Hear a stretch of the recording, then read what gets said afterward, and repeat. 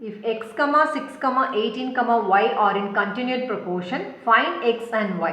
So continued proportion இதோட meaning தெரிஞ்சாதான் இந்த question வந்து நீங்க solve பண்ண முடியும்.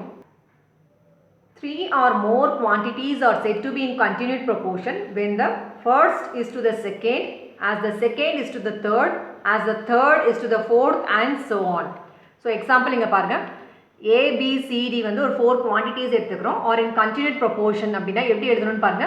A by B அதான் வந்து first is to the second பார்த்தோம் equals second is to the third அதான் B by C equals third is to the fourth அதான் வந்து C by D equals and so on.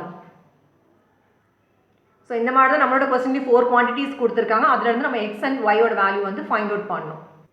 So first வந்து 4 quantities எழுதிக்கலாம்.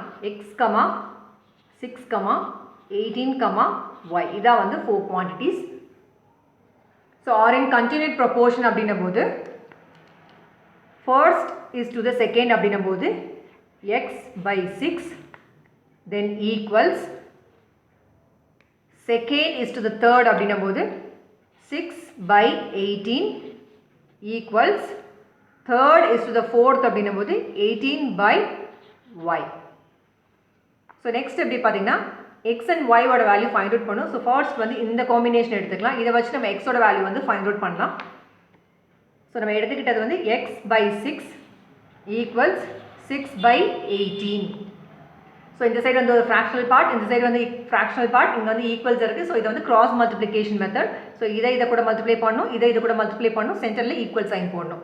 So 18 into x equals 6 into 6.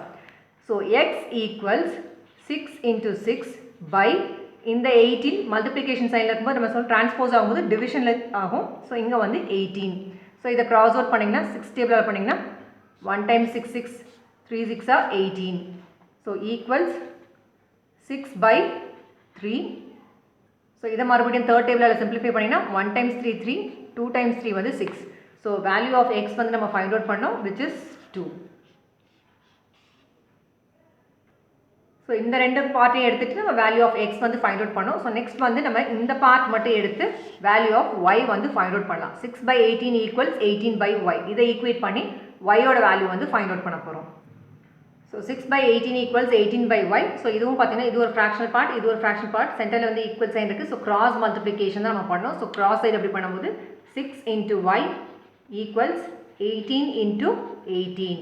So y equals 18 into 18 by இந்த 6 வந்து transpose ஆகும்போது divisionல வந்து change ஆகும்.